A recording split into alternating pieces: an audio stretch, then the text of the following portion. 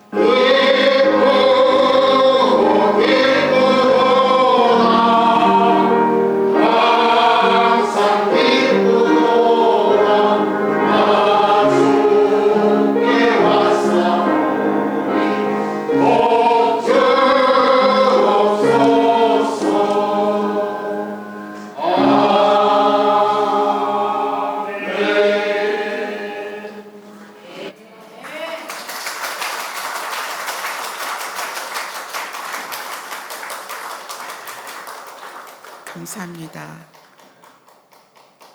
나날이 나날이 그 찬송의 가사가 우리 어르신들에 의해서 진심으로 마음에 와닿는 것 같아요.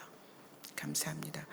오늘은 하린이 유아 세례가 있었는데 제가 하린이의 엄마의 하린이를 향한 편지의 내용을 들으면서 우리는 다 그렇게 태어났습니다.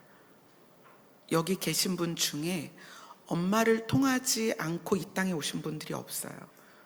여러분을 키워내신 모든 엄마는 우리 승희자매와 같은 마음으로 여러분을 사랑했고, 여러분을 이 땅에 태어나게 했고, 여러분을 자라나게 했습니다. 그 은혜로 저도 저의 어머니께서 그렇게 하셨을 것이고, 그래서 그 사랑이 여러분 안에서 늘 기억됐으면 좋겠어요. 모든 어머니는, 모든 아버지는 자녀를 사랑합니다. 아멘. 그래서 하나님이 하나님과 우리와의 관계를 우리가 이해할 수 있도록 하나님께서 그렇게 말씀하시는 거예요. 내가 너희의 아빠다. 내가 너희의 아버지다. 그래야 우리가 하나님이 우리를 얼마나 사랑하시는지를 알 수가 있거든요. 자, 오늘 본문 보도록 하겠습니다. 오늘 본문은 빌레몬서 1장 4절로 6절입니다.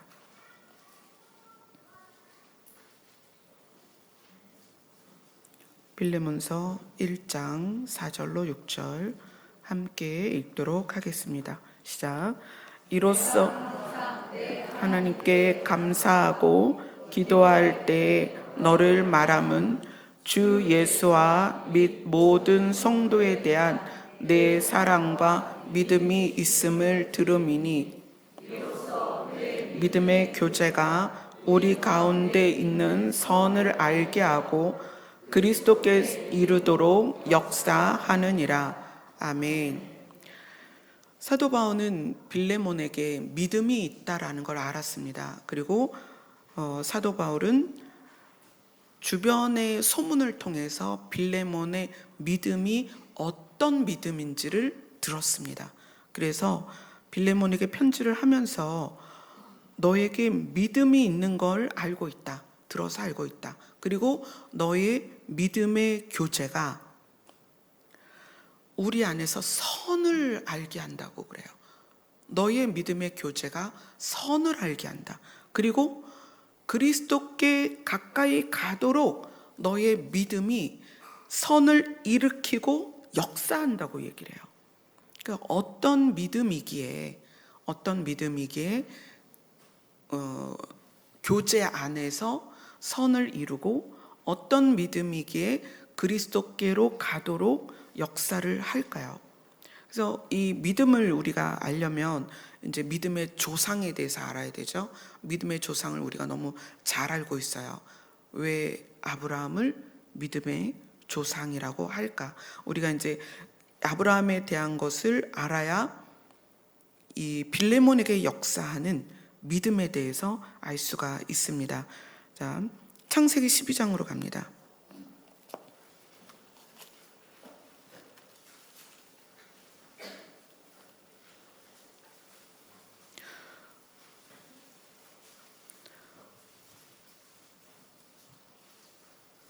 홍수 이후로 심판받은 이후로 또 땅에는 사람이 많아졌습니다. 하나님께서는 그들 가운데 아브라함에게 찾아오셨습니다.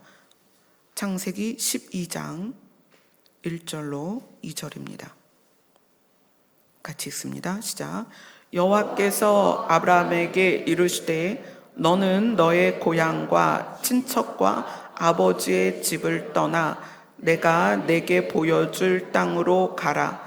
내가 너로 큰 민족을 이루고 내게 복을 주어 내 이름을 창대하게 하리니 너는 복이 될지라. 자, 하나님께서 노아로 말미암는 그 방주에서 구원받은 8명 이후에 이제 많은 사람이 생겨났습니다. 그래서 이 11장에는 족보가 쭉 나와요. 얼마나 많은 사람들이 어떤 줄기를 통해서 어떻게 이어져 내려왔는지 족보가 나옵니다. 그리고 그 족보 중에 하나님이 어디에서 멈췄냐면 아브라함이라는 사람에게 멈췄어요. 우리는 아브라함으로 알고 있죠. 그 아브라함이 이름이 바뀌기 전에는 아브람이었습니다. 아브람이라는 사람에게 하나님이 시선을 고정하고 그에게 찾아오셨습니다. 아브람이 하나님을 부른 게 아니라 하나님이 아브라함을 찾아오셨습니다. 그래서 하나님이 말씀하시는 거예요. 아브라함에게 너의 고향과 친척과 아버지의 집을 떠나 내가 내게 보여줄 땅으로 가라. 그러니까 아직은 어느 땅이라고 말씀은 안 하셨지만 너에게 보여줄 땅이 있는데 그 땅으로 가라. 이 땅에 대한 하나님께서 명령을 하십니다.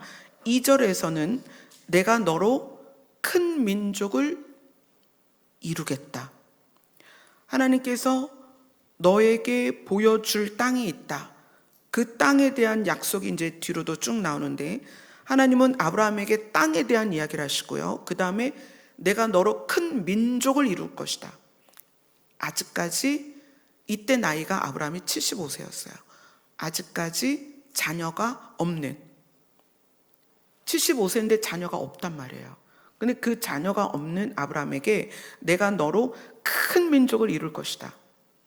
그 다음 세 번째가 내게 복을 줄 것이다. 이게 세 가지 명령이기도 하고 세 가지 약속을 하십니다. 그러니까 아브라함은 찾아오신 하나님께서 세 가지 지금 말씀하시는 거예요. 너에게 땅을 줄 것이다. 그러니까 여기에선 떠나야 된다. 그 다음 너로 큰 민족을 이룰 것이다. 자녀를 한 명도 낳지 않았는데 너에게 큰 민족이 되도록 할 것이다. 그 다음 너에게 복을 줄 것이다. 그 복이 무엇인지는 모르지만 하나님께서는 아브라함에게 말씀을 하십니다. 그래서 아브라함은 하나님의 말씀을 따라 그 땅으로 갑니다. 12장 5절을 같이 읽습니다. 시작. 아브라함이 그의 아내 사레와 조카 롯과 하란에서 모은 모든 소유와 얻은 사람들을 이끌고 가나안 땅으로 가려고 떠나서 마침내 가나안 땅에 들어갔더라. 자, 거기에서 하나님이 다시 한번 아브라함에게 약속을 주십니다. 12장 7절입니다. 시작. 여호와께서 아브라함에게 나타나사 내가 이 땅을 내 자손에게 주리라 하신지라. 자기에게 나타나신 여호와께 그가 그곳에서 제단을 쌓고. 자, 하나님께서 아브라함에게 다시 나타나셔서 이 땅을, 가나안 땅이죠, 이 땅을 내 자손에게 주리라. 그러니까 두 가지를 또 말씀하시는 거예요. 땅에 대한 이야기와 자손에 대한 이야기를 하시는 거예요. 아직 아브라함에게는 자녀가 없었습니다. 자, 이 12장하고 13장 내용 안에는 뭐가 들어있냐면, 기근이 와서 아브라함이 가나안을 떠나 애굽에 잠깐 가요. 근데 그 애굽에 가서 아내를 뺏길 뻔하죠. 그리고 다시 아브라함이 가족들을 이끌고 가나안으로 돌아옵니다. 그래서 창세기 13장 12절을 읽겠습니다.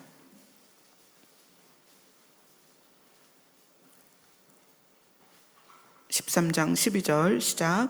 아브라함은 가나안 땅에 거주하였고 롯은 그 지역의 도시들에 머물 그 장막을 옮겨 소돔까지 이르렀더라. 자, 아브라함은 가나안에 정착했다가 기근이 와서 애굽으로 옮겼다가 다시 가나안 땅에 거주하게 되었습니다. 그때에 하나님이 아브라함에게 다시 나타나십니다. 창세기 13장 14절 15절 같이 읽습니다. 시작. 롯이 아브라함을 떠난 후에 여호와께서 아브라함에게 이르시되 너는 눈을 들어 너 있는 곳에서 북쪽과 남쪽 그리고 동쪽과 서쪽을 바라보라. 보이는 땅을 내가 너와 내 자손에게 주리니 영원히 이르리라. 하나님께서는 애굽을 갔다가 다시 돌아온 아브라함에게 이야기를 하십니다. 이 보이는 땅을 내가 너와 내 자손에게 주리니 영원히 이르리라. 그러니까 지금 여기서는 세 가지가 나오는 거예요. 땅을 줄 것이다 라는 것과 이 땅에서 너의 자손이 자손이 어떻게 영원히, 그렇죠? 이 세 가지를 지금 하나님께서 이야기를 하시죠. 아브라함이 이것에 대해서 얼만큼 인식하고 있고 얼만큼 받아들여졌는지는 우리는 모릅니다. 아브라함은 지속적으로 하나님께로부터 땅에 대한 이야기와 자손에 대한 이야기와 복에 대한 이야기를 듣습니다. 그것을 듣는 입장에서 우리가 들은 게 아니고 객관적으로 지금 책을 통해서 보는 거지만 아브라함은 직접 들은 거란 말이에요. 그것이 아브라함에게 어떻게 인식이 됐는지 어떻게 받아들여졌는지는 우리는 몰라요. 그것이 삶 가운데 나타나겠죠. 그래서 창세기 22장에서 22장으로 갑니다.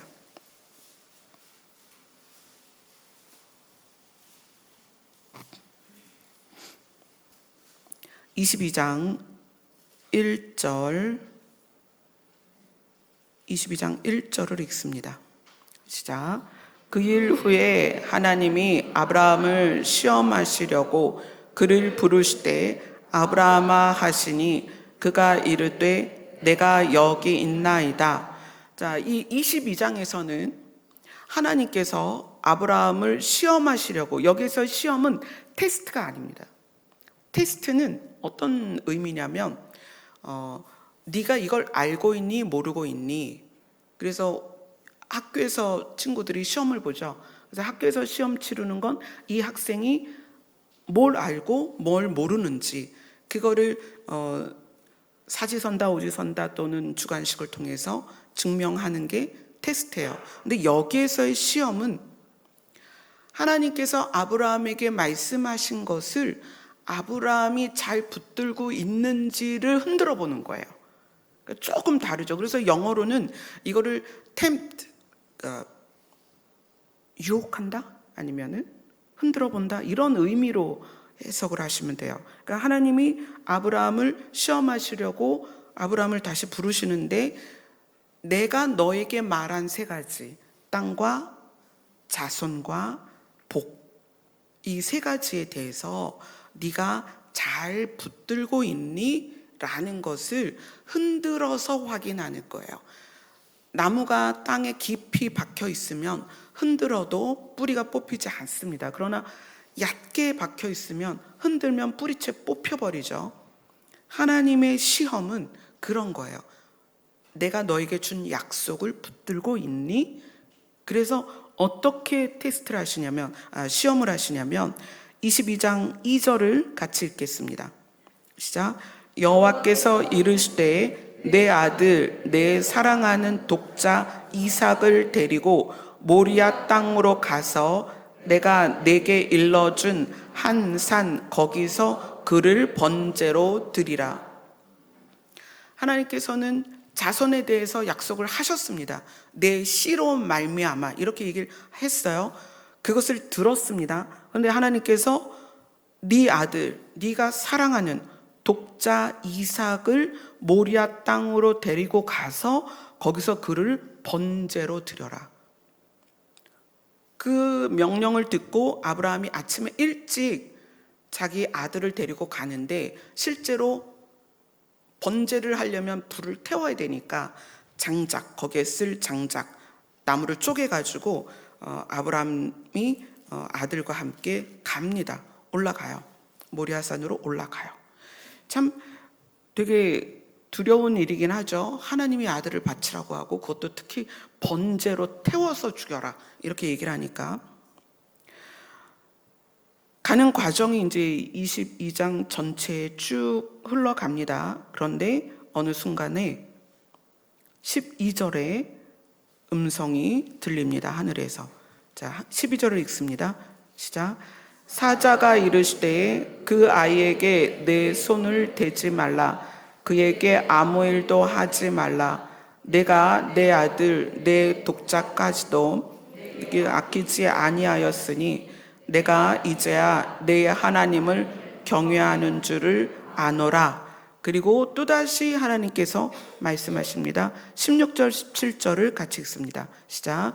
이르시되 여호와께서 이르시기를 내가 나를 가리켜 맹세하노니 내가 이같이 행하여 내 아들 내 독자도 아끼지 아니하였은즉 내가 내게 큰 복을 주고 내 씨가 크게 번성하여 하늘의 별과 같고 바닷가의 모래와 같게 하리니 내 씨가 그 대적의 성문을 차지하리라.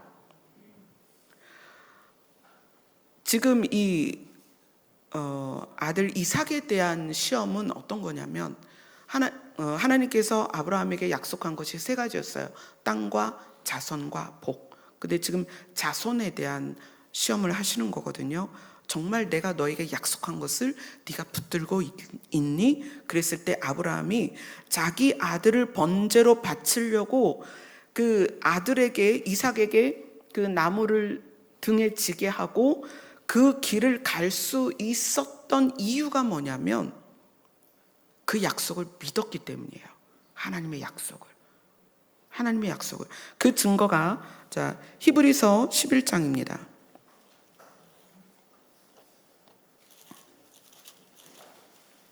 히브리서 11장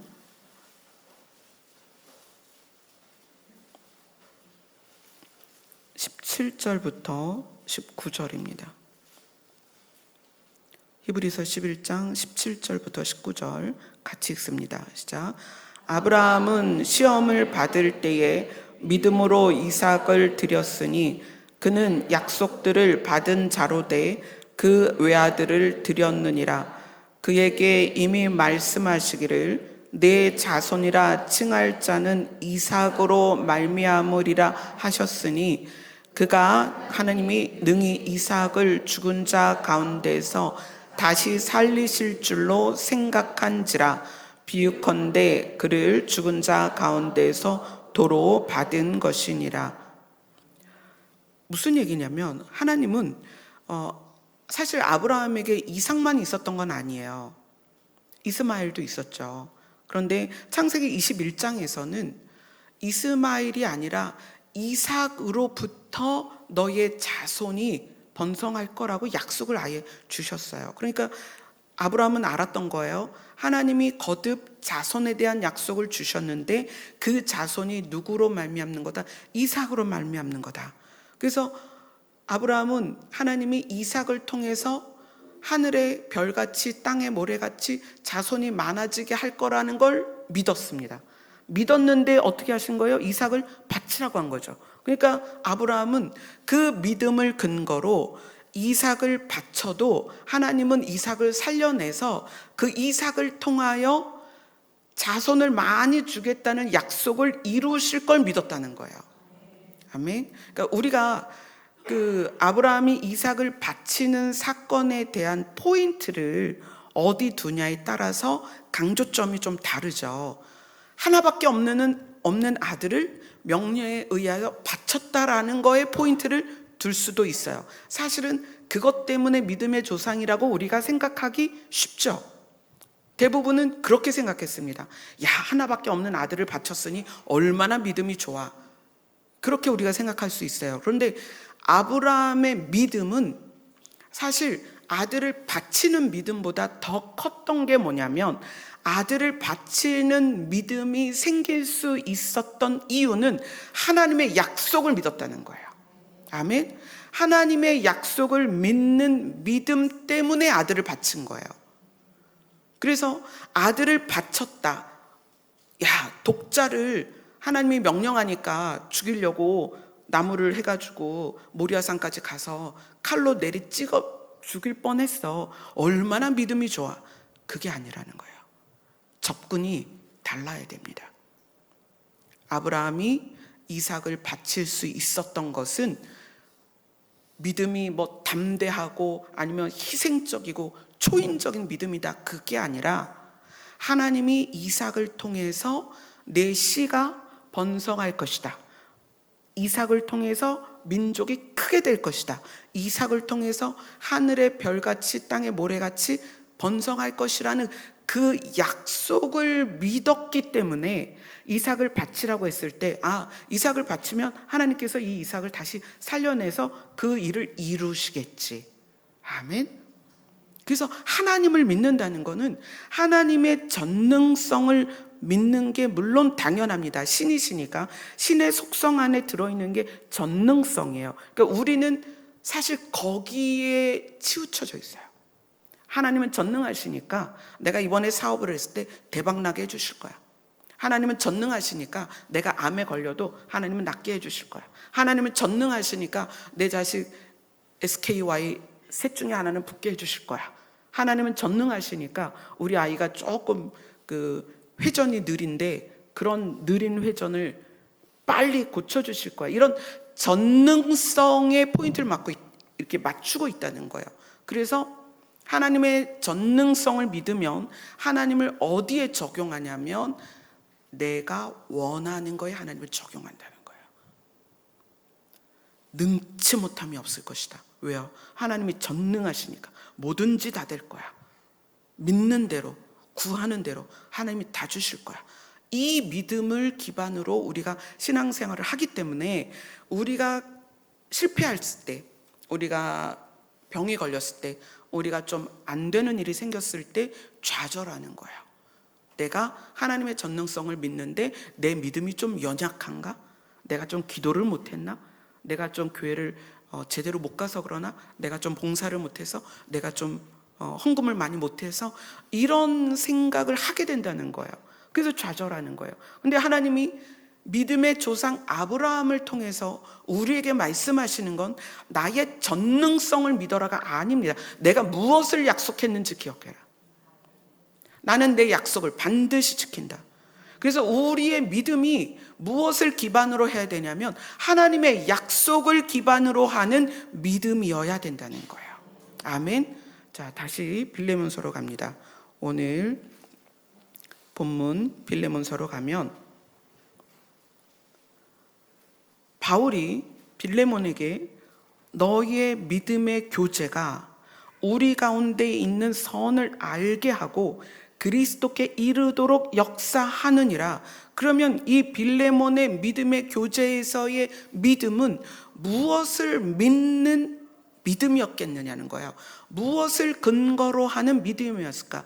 어떤 약속, 하나님의 어떤 약속을 믿는 믿음이었기에 그의 믿음의 교제. 우리 성도들 안에서 늘 믿음의 교제가 있고 여러분들이 가정 안에서 믿음의 교제가 있는데 도대체 무엇을 근거로 하는 믿음의 교제가 선을 알게 하고 그리스도께 이르도록 역사를 할까요? 자, 요한복음으로 갑니다. 요한복음 10장.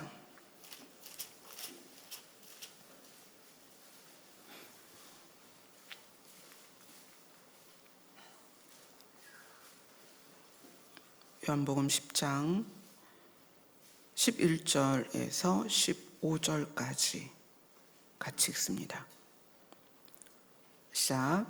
나는 선한 목자라. 선한 목자는 양들을 위하여 목숨을 버리거니와 삭구는 목자가 아니요 양도 제 양이 아니라 이리가 오는 것을 보면 양을 버리고 달아나나니 이리가 양을 물어가고 또 달아나는 것은 그가 삭군인 까닭에 양을 돌보지 아니함이나 나는 선한 목자라. 나는 내 양을 알고 양도 나를 아는 것이 아버지께서 나를 아시고 내가 아버지를 아는 것 같으니 나는 양을 위하여 목숨을 버리노라. 아멘. 예수님이, 그러니까 바울이 빌레몬에게서 본 믿음이 뭐냐면 그 빌레몬이 예수님의 약속을 믿는 거예요. 예수님의 약속이 뭐냐면 나는 선한 목자다. 그래서 선한 목자는 양을 위해서 목숨을 버리기 때문에 나는 너희를 위하여 목숨을 버린다. 그런데 그 목숨을 버리는 이유가 있어야 되겠죠? 그게 요한복음 10장 27절, 28절 같이 읽습니다. 시작. 내 양은 내 음성을 들으며 나는 그들을 알며 그들은 나를 따르니 내가 그들에게 영생을 주노니 영원히 멸망하지 아니할 것이요 또 그들을 내 손에서 빼앗을 자가 없느니라. 자, 우리의 믿음을 어디에 근거를 두고 믿어야 되냐면 예수님은 선한 목자여서 우리를 위하여 목숨을 버리신 분입니다. 근데 그 목숨을 왜 버리셨냐면 우리에게 무엇을 주기 위해서? 영생을 주기 위해서. 아멘. 그러면 우리에게는 방향이 생겼습니다. 어떤 방향이에요? 영생으로 삶을 사는 곳을 향할 수 있게 되었다는 거예요. 자, 장소적으로는 거기가 어디예요? 하나님의 나라죠. 이 시대에 특히 우리나라는 그런 것 같아요. 사람들의 심리 중에 제일 크게 자리 잡은 게 불안이라고 생각해요. 불안. 역사적으로는 그렇게 얘기합니다. 외세 침략이 700번에서 900번까지 있었다. 길게 보면 1000번까지도 우리는 외세 침략을 받았다. 그러다 보니까 우리나라의 민족성 안에 들어있는 가장 큰 심리가 불안이에요. 언제 또 쳐들어올지 모르니까. 그러니까 그 불안 때문에 어떻게 돼요? 결집하고 하나로 모이고 힘을 합치고 그러다 보니 어떤 조직을 만들어서 이 하나의 테두리 안에서 벗어나지 않으려는, 그래서 유행을 또 좋아하고 잘 따라가죠. 누가 노랗게 입으면 그 중에 빨갛게 입으면 눈에 띄니까 다 노랗게 입으려고 하고, 그 불안에서 나오는 심리예요. 그래서 불안에서 나오다 보니 그게 이제 공격적으로 바뀔 수도 있고, 불안에서 나오는 게 내 편 만들기도 있어요. 그래서 이 공동체 안에서 그것도 되게 활발하게 이루어지죠. 누가 내 편이 될 것이냐, 누가 나랑 뜻이 맞을 것이냐, 가족 안에서도 누가 내 편이냐, 네가 내 편이냐, 네가 내 편이냐, 뭐 이럴 수도 있고, 내 편 만들기도 사실 불안에서 출발한 거죠. 또 불안에서 출발한 게 인정받으려는 거예요.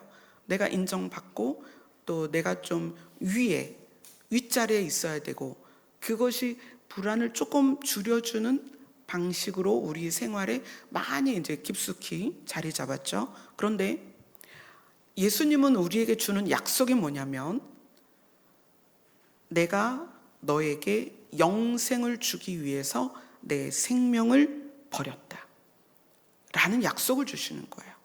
여러분, 우리가 만약에 우리에게 영생을 주었다라는 약속에 우리가 그것이 믿음이 돼버리면, 영생에 대한 믿음이 생기면 가치관이 바뀝니다.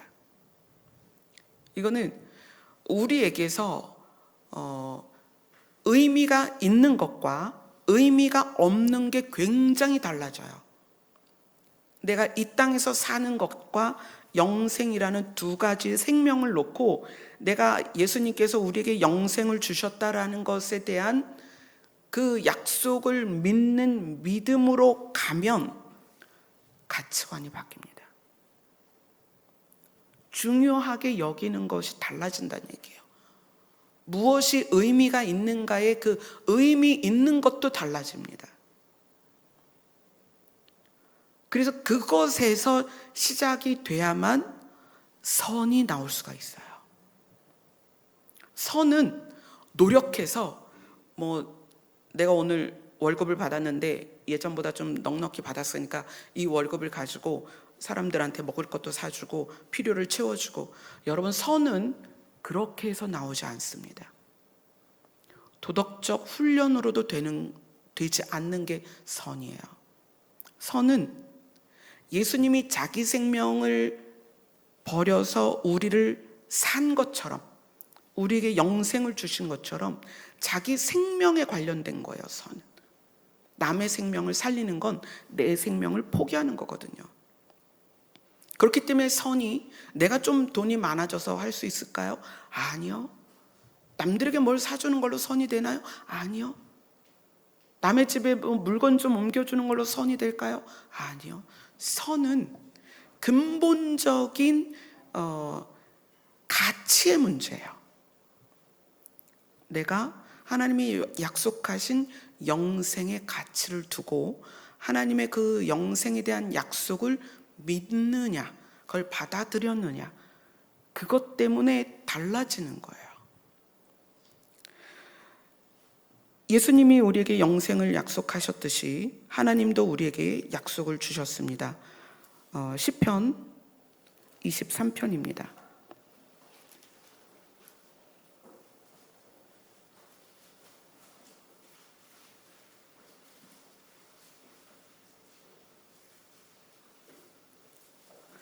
시편 23편 1절로 3절을 먼저 읽겠습니다.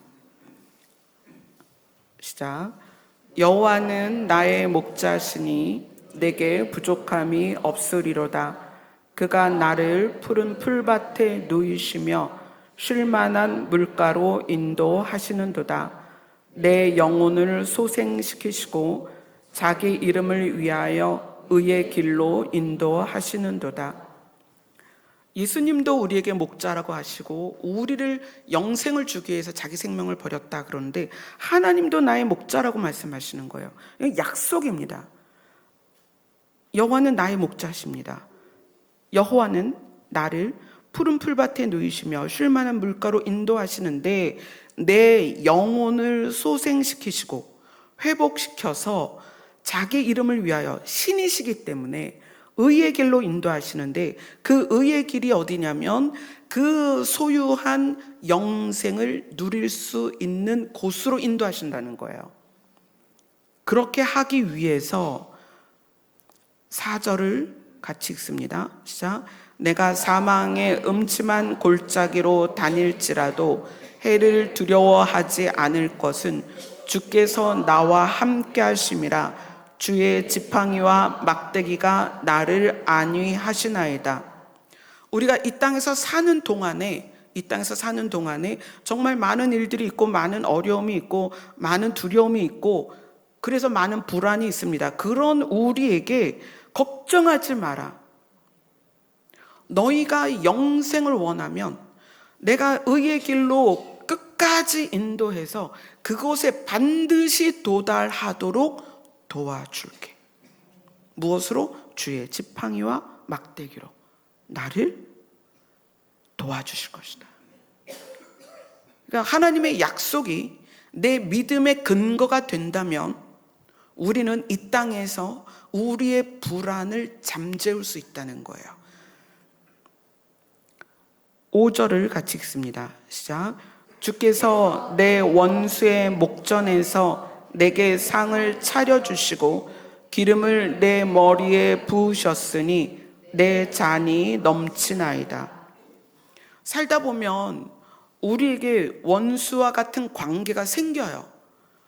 오해를 받을 수도 있고 공격을 받을 수도 있고 상처를 받을 수도 있고 피해를 당할 수도 있다는 거예요. 근데 그것에 대해서 내가 갚지 않아도 되는 것은, 중요한 거예요.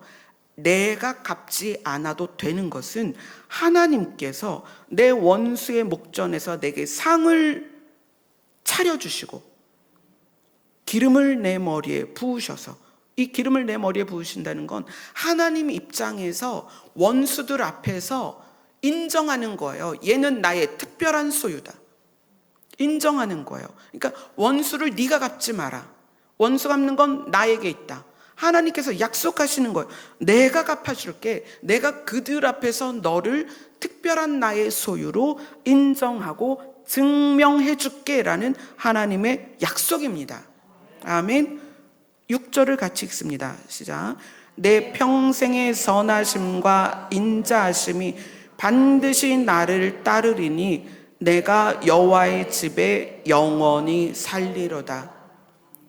내 평생에 이 땅에서 사는 모든 시간 동안에 하나님의 선하심, 나를 살리시는 하나님의 선하심과 나를 불쌍히 여기시는 하나님의 인자하심이 반드시예요. 반드시.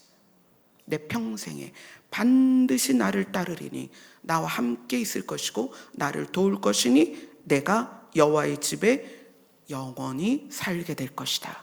아멘.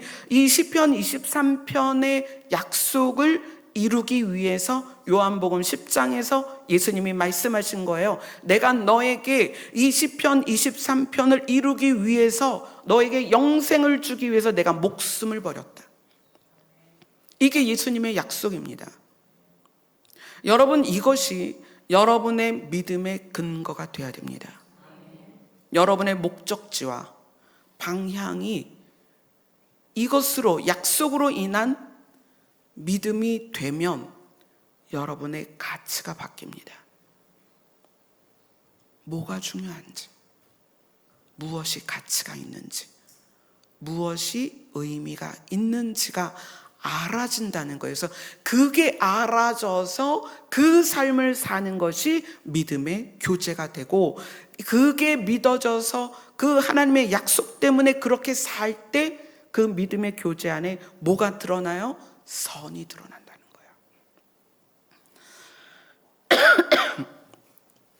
거예요. PPT 하나 띄워주세요. 제가 부탁드렸던. 네. 자, 1번은 여러분이 잘 아는 왕자입니다. 그죠? 임금 왕자요. 여기 배에다 이 임금 왕자 써갖고 오신 분 계세요? 많은 분들이 그걸 원하시더라고요. 배에다 임금왕자 쓰려고. 자, 임금왕자는 왜 임금왕자가 저렇게 생겼을까요? 저도 사실 몰랐어요. 자, 임금왕자가 왜 저렇게 생겼냐면 하늘과 땅 사이에 십자가로 연결하신 분이 임금입니다. 누구예요? 예수님이시죠. 그래서 성경은 예수님에 대하여 왕으로 부릅니다. 만왕의 왕이시다. 다시 오실 왕이시다. 천년왕국에서 실제로 왕으로서 우리를 다스릴 분이 예수님이세요. 그래서 이 왕자를 보면 이건 제가 억지로 해석하는 게 아니고요. 진짜 그렇습니다. 하늘과 땅을 십자가로 연결하신 예수 그리스도가 우리의 왕이십니다. 자, 그런데 두 번째 보세요.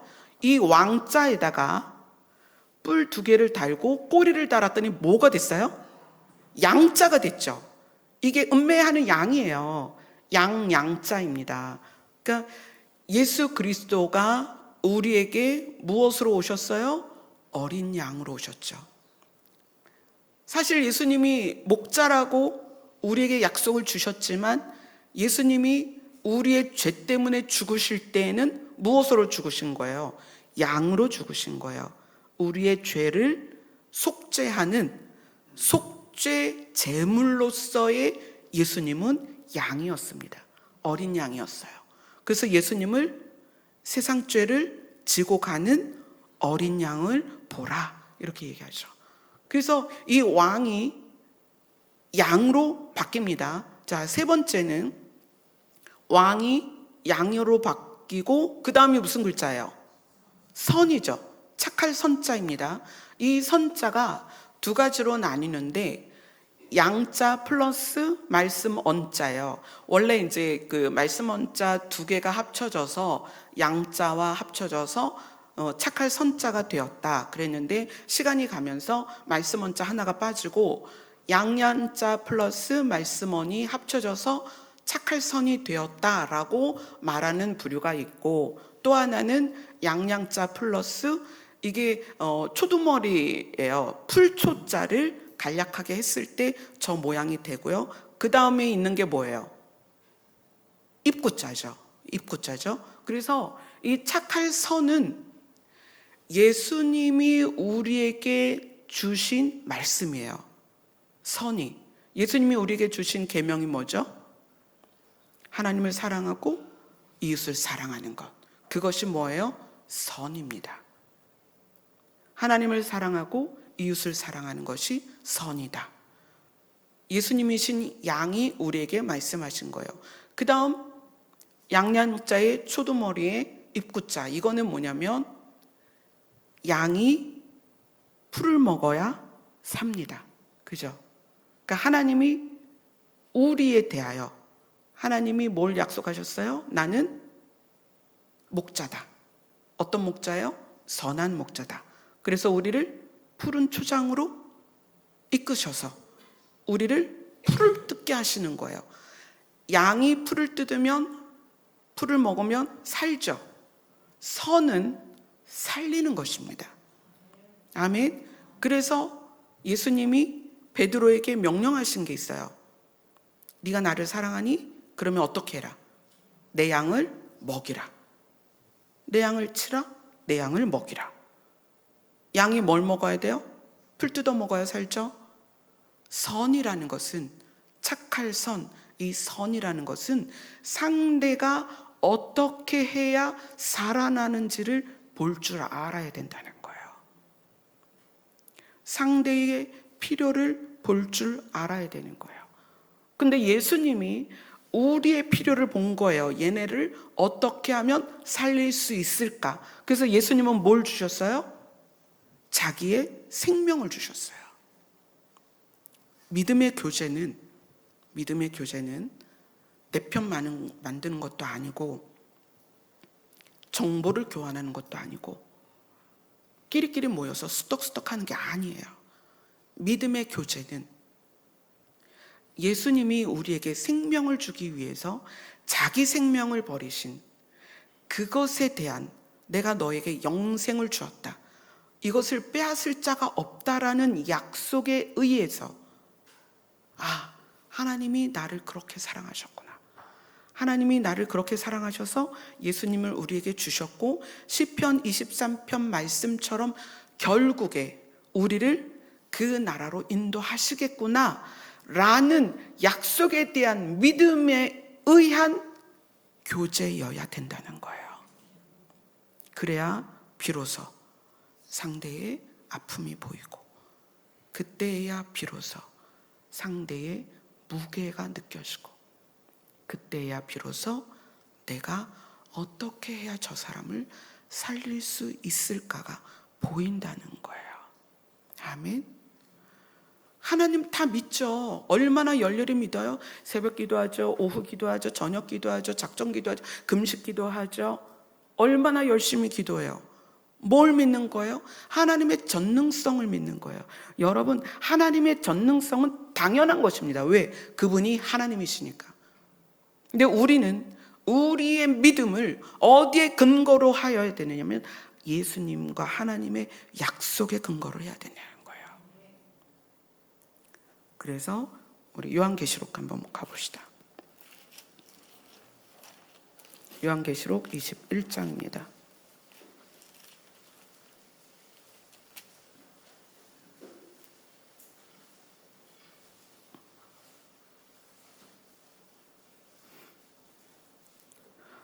요한계시록 21장 6절, 이것은 예수님이 직접 우리에게 말씀하신 겁니다. 요한계시록 21장 6절 같이 읽습니다. 시작. 또 내게 말씀하시되 이루었도다. 나는 알파와 오메가요 처음과 마지막 생명수 샘물을 목마른 자에게 값없이 주리니. 생명수 샘물, 그러니까 영생을 원하는 자들에게는 값없이 영생을 주시겠다는 거예요. 생명수 샘물을 주시겠다. 이것이 예수님의 약속입니다. 그러니까 우리가 예수님의 약속을 근거로 한다면 우리가 예수님께 무엇을 원하는지를 살필 수가 있어요. 내가 어디에 가치를 두고 있는지, 내가 무엇을 바라보고 살고 있는지. 하나님은 우리에게 꼭 해주고 싶은 게 있습니다. 21장 3절 4절입니다. 시작. 내가 들으니 보좌에서 큰 음성이 나서 이르되 보라, 하나님의 장막이 사람들과 함께 있음에 하나님이 그들과 함께 계시리니 그들은 하나님의 백성이 되고 하나님은 친히 그들과 함께 계셔서 모든 눈물을 그 눈에서 닦아주시니 다시는 사망이 없고 애통하는 것이나 곡하는 것이나 아픈 것이 다시 있지 아니하리니 처음 것들이 다 지나갔음이러라. 아멘. 하나님의 소원은 처음 것에 속한 우리를 그 처음 것에서 해방시키는 거예요. 처음 것에 속해서 고통스러운 우리를 거기서 꺼내는 게 하나님의 소원입니다. 그래서 그 소원 때문에 이 성경에 하나님께서 많은 약속들을 주셨고 그 약속들을 예수님께서 십자가에서 말씀하신 거예요. 다 이루었다. 그리고 이제 우리는 그것을 믿으면 됩니다. 그것을 믿는 믿음에서 우리의 믿음 생활이 진행되고 교제가 이루어져야만 거기에서 선이 드러난다는 거예요. 생명을 살리는 선은 하나님의 전능성에 있는 것이 아니고 하나님의 약속에 있습니다. 그 약속을 우리가 믿는 믿음에서야 비로소 선이 나온다는 거예요. 하나님의 전능성은 우리가 개인을 위해서 사용을 많이 한다는 거예요. 그래서 하나님이 약속을 계속 믿음의 조상 아브라함에게도 약속을 주시는 거예요. 내 약속을 믿어라. 나는 신이고 스스로 있지만 나는 너에게 약속을 줄 것이고 너는 내 약속을 믿었으면 좋겠다. 그래서 여러분들이 성경을 읽을 때 읽는 관점, 포인트를 하나님의 약속에 더 보세요. 뭘 약속하고 싶으신지, 그 약속을 통해서 우리에게 무엇을 주고 싶은지가 이 말씀의 흐름 안에서 알 수 있게 될 것입니다. 아멘. 그래서 우리가 이제 이 믿음에 대해서 좀 몇 주 더 알아보려고 합니다. 우리 기도하겠습니다.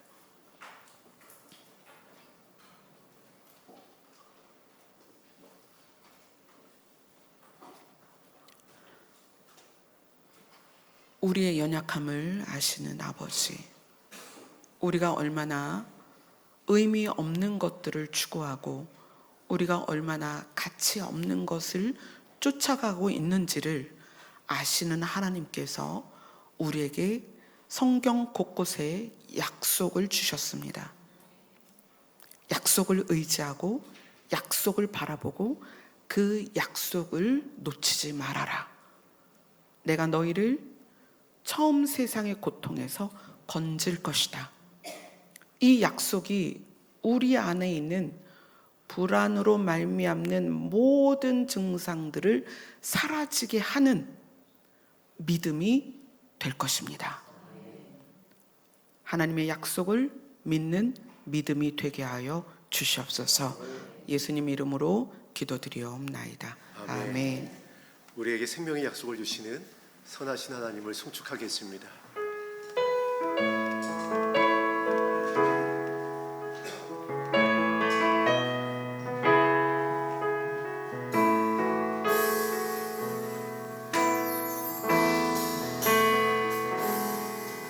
해가 뜨는 새 아침 밝게 이대하신 주님 찬양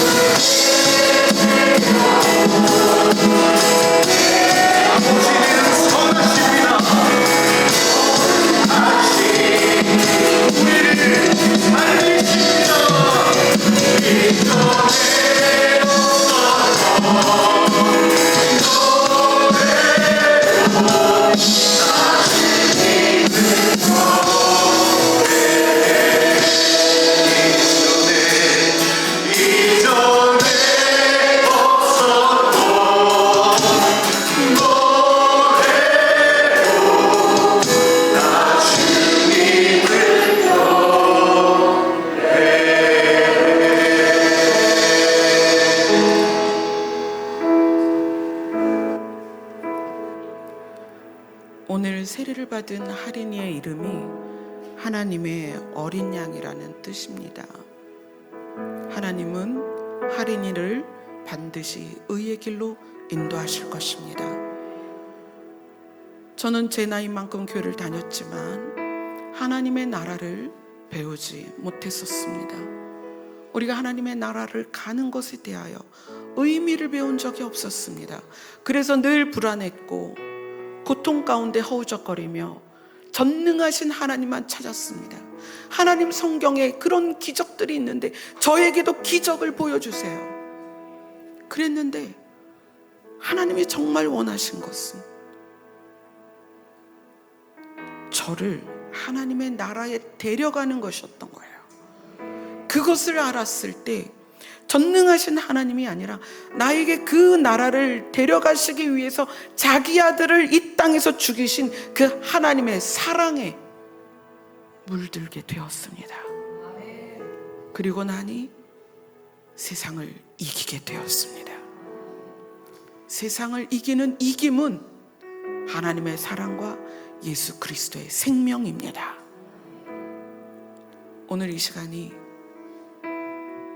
우리를 그곳으로 데려가고자 하는 약속을 주신 하나님의 사랑과 그 일을 이루시기를 십자가에서 다 이루신 예수님의 사랑이 여러분 심장 안에 절절히 흐르는 시간이었으면 좋겠습니다.